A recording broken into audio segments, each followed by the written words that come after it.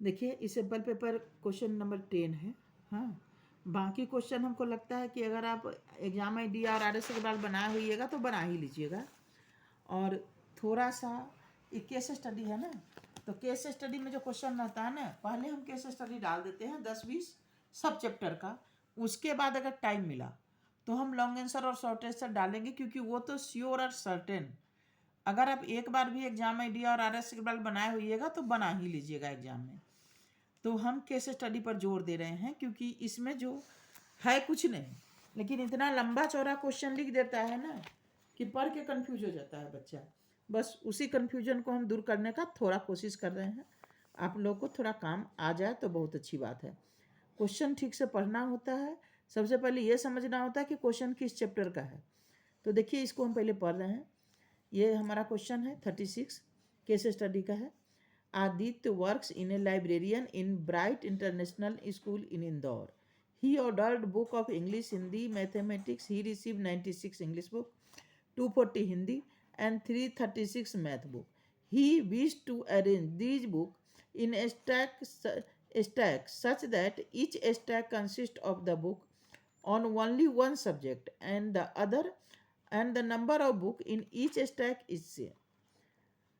अच्छा, क्या कह रहा है कि वो स्टॉक में बुक सब मंगा रहा है।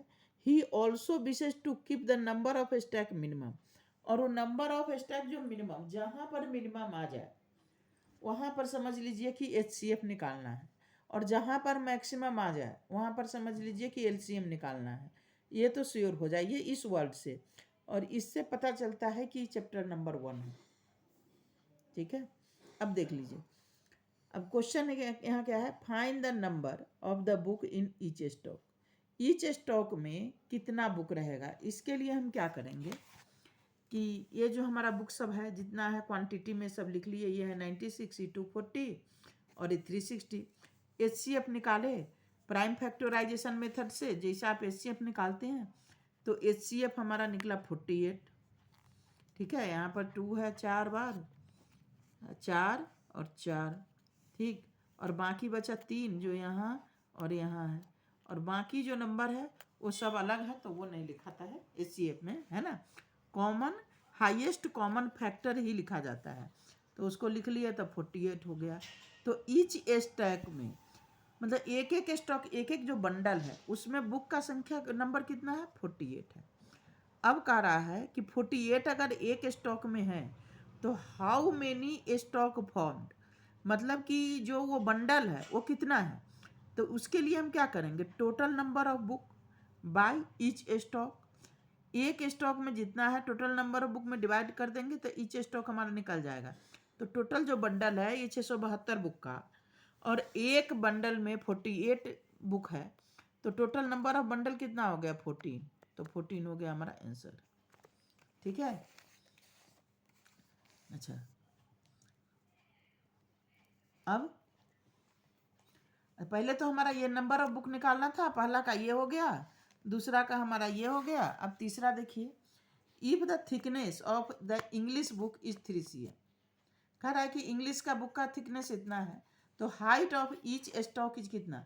तो सबसे पहले एक स्टॉक में इंग्लिश का बुक कितना है वो निकालेंगे, और उसके बाद एक उससे मल्टीप्लाई कर देंगे 3 से। तो न एक स्टॉक में टोटल बुक है 48, ठीक है, और इंग्लिश का बुक है हमारा 96 टोटल में। तो 48 से 96 में डिवाइड कर देंगे तो 2 निकला, मतलब एक जो बंडल है उसमें इंग्लिश का बुक कितना है, 2। टोटल इंग्लिश के बुक में ये HCF से डिवाइड कर देंगे तो एक स्टॉक में कितना इंग्लिश का बुक है वो हमको पता चल जाएगा, तो 2 है। अब क्या किए कि हाइट ऑफ, अच्छा, number of each stock in English book हमारा हो गया 2, और थिकनेस है हमारा 3, तो हाइट ऑफ बुक कितना हो गया 48 × 3, तो 144 cm। अब देखिए कह रहा है कि in each Hindi book weight 1.5 है, यहाँ ये 15 गलती लिखा हुआ है, 1.5 kg, ये पॉसिबल ही नहीं है ना। Then find the weight of the book in 2 stock in Hindi book. अच्छा, total number of Hindi book है, total each stock of Hindi book है 48। अच्छा, वेट ऑफ हिंदी बुक है 1.5, तो टोटल एक स्टॉक में हिंदी बुक का कितना वेट हो गया, 48 इंटू 1.5 72। तो कह रहा है कि 2 स्टॉक में कितना होगा, तो 2 इंटू 72 तो 144 kg। कोई भी क्वेश्चन अगर नहीं समझ में आए तो अगर आप लिखिएगा ना तो हम फिर से उसको बता देंगे। इसके लिए आप कमेंट में जाकर लिख दीजिएगा कि बस ये क्वेश्चन, और एक और RS अग्रवाल हो, चाहे एग्जाम आइडिया हो, चाहे जहाँ से भी आप प्रैक्टिस कर रहे हो, कहीं भी किसी भी क्वेश्चन में दिक्कत हो तो क्वेश्चन नंबर और बुक का नाम लिख के डालिए, हम सॉल्व करके डालेंगे और उस क्वेश्चन को हम समझाने का जरूर कोशिश करेंगे। ठीक है, अब ये क्वेश्चन देखिए, ये हाइट एंड डिस्टेंस का क्वेश्चन है। Lakshman Jhula is located 5 kilometre north east. इस सब से ना हम लोग को ये भी बताना चाह रहा है कि कहाँ क्या है उत्तराखंड में। वैसे तो लोगों को पता होता नहीं है, जो जहाँ रहता है उसी का लोकेशन पता होता है, तो थोड़ा जीके भी है इसमें। 5 kilometre north east of the city of Rishikesh in the Indian state of Uttarakhand, the bridge contact the village of Tapovan in, आप लोग गए हैं, हम तो गए नहीं अभी तक, Tapovan to Jong. Tapovan is in Tehri, Garhwal district में है तेहरी, वहाँ पर है तपोवन। ठीक है, on the west bank of the river, while Jong is Pauri Garhwal district on the east bank. Lakshman Jhula is, Lakshman झूला वहाँ पर लगा हुआ है। ठीक है, देख लीजिएगा। A group of class 10 student visited Rishikesh in Uttarakhand on a trip. They observe, में नहीं है, they observed from a point P on the river bridge that the angle of depression of the opposite bank of the river 60 degree and 30 degree respectively। ये वाला figure देख लीजिए, यहाँ से यहाँ तक जो दिया हुआ है और एंगल बता रहा है। देखिए, ये है हमारा रिवर और रिवर के ऊपर ये है हमारा पुल। इस पुल पर बच्चा यहाँ पर खड़ा है और यहाँ से दोनों साइड ये देख रहा है, तो एंगल ऑफ डिप्रेशन ऊपर से नीचे जैसे ही हम देखेंगे एंगल ऑफ डिप्रेशन बनेगा, और नीचे से ऊपर देखेंगे तो एंगल ऑफ एलिवेशन बनेगा। तो ये बच्चा सब यहाँ से नीचे ऑब्जर्व कर रहा है, तो एंगल ऑफ डिप्रेशन बना, तो 60 डिग्री और 30 डिग्री रिस्पेक्टिवली ये दोनों साइड बना रहा है opposite side of the river. ठीक है, तो ये 60 है तो ये भी 60 हो गया, ये 30 है तो ये भी 30 हो गया हमारा, और कह रहा है कि यहाँ से एंगल ऑफ एलिवेशन बन रहा है 30 डिग्री। ठीक है, तो हमको निकालना क्या क्या है, बस इतना पता है, और ये पता है हमको कि यहाँ से ब्रिज से, रिवर से ब्रिज का जो हाइट है वो 18 मीटर है, तो हमको ये वाला निकालना है, ये निकालना है, ये निकालना है, ये निकालना है, ये निकालना है, सब निकालना है। पता क्या है, ये पता है, तो ये भी हमको पता हो गया। यहाँ से इस पर हम परपेंडिकुलर डाल दिए तो 90 डिग्री हो गया। अब इस सम में ये भी हम निकाल लेंगे साइन 60 से, कॉस 60 से, और ये 30 है तो हम 18 पता है तो ये भी निकल जाएगा, सब निकल जाएगा धीरे धीरे। देखिए निकालते कैसे हैं, ये 3 चीज़ बस पता है। हाइट सब हम लिख दिए हैं, given angle of depression opposite bank of the river 60 degree and 30 degree respectively from the point P. Height of the bridge है हमारा 18 cm, एंगल ऑफ डिप्रेशन है एंगल XP है इक्वल टू 60 डिग्री, और ये है हमारा 30 डिग्री, दोनों angle लिख दिए। तब इन ट्रायंगल PCA में देखिए ये भी हमारा 90 डिग्री है, तो साइन 60 क्या हो गया, sine 60 PC by AP, PC by AP की है, AP का हमारा निकल गया 12√3, तो ये हमारा होगा 12√3। ये पहला का आंसर हो गया। दूसरा, इन ट्रायंगल PBC, क्वेश्चन देख लीजिए। देखिए, फाइंड द डिस्टेंस PA निकालना है, PB निकालना है, विड्थ ऑफ द रिवर निकालना है, हाइट ऑफ द BQ निकालना है। ये 4 चीज़ निकालना है जो कि हम ऑलरेडी बोल चुके हैं। और अब देख लीजिए, अब इन ट्रायंगल PBC में, इस ट्रायंगल में हम निकाल दिए साइन 30। साइन 30 क्या हो गया हमारा, इसमें साइन 30 हो गया ये PC बाई PB। PC हमको पता है तो PB हमारा निकल गया 36 cm। अब इन ट्रायंगल फिर PCA में, PCA में tan 60 निकाल दिए, तो tan 60 जब हम निकालेंगे तो tan 60 हमारा हो गया क्या 18 और बाई AC, है ना। tan 60 हो गया 18 और बाई AC, मतलब P/B, तो P/B करने से हमारा AC आ गया 6√3, ये हमारा हो गया 6√3। ये हम निकाल लिए 18√3, यहाँ से यहाँ तक है हमारा 18 मीटर, ये हमको पता है। जब जब जब जब CB हमारा 18√3 है तो PR भी 18√3 होगा। जब ये 18√3 है तो क्यू आर हम निकाल लेंगे। तो in triangle P Q R में tan 30 क्या हो गया, Q R by P R, Q R by P R, तो 1/√3 equal to Q R by 18√3, √3 cut गया, क्यू आर हो गया 18, ये हो गया हमारा 18, ये भी 18 है। तो बी क्यू का हाइट क्या हो गया, बी क्यू इजिकल टू हो गया 18 + 18 तो 36 cm। ये चौथा का आंसर हो गया। बी में tan 30 हो गया P C by B C, तो 1/√3 इजिकल टू 18/BC, तो BC इजिकल टू 18√3। अब विड्थ ऑफ द रिबन निकालना है, तो AB इजिकल टू AC और plus BC, width of the रिबर AC प्लस BC 6√3 + 18√3, √3 कॉमन ले लिए तो 16 + 8 24√3, ये भी निकल गया। इस अच्छे से लिखिएगा तो थोड़ा ज़्यादा नंबर आएगा, इसके लिए यहाँ लिख लीजिए। समझाना था फिगर के साथ, इसीलिए यहाँ पर शॉर्टकट में बता दिए हैं, और उसको अच्छे से लिखिएगा तो फुल मार्क्स आएगा। तो यहाँ पर ये लिख लीजिए देख करके, ठीक है। कहीं से भी किसी भी चैप्टर से पूछ सकता है, हाँ, इसका कोई ठीक नहीं है, किससे पूछ दे और किसको छोड़ दे। तो साहिबा conducted A survey in her school for 150 student class 10. She asked the student 2 multiple choice questions, which were, what time do you go to sleep at night and what is your favorite subject. वो बच्चों से 2 question पूछ रही है कि तुम्हारा सोने का समय क्या है और तुम्हारा फेवरेट सब्जेक्ट क्या है।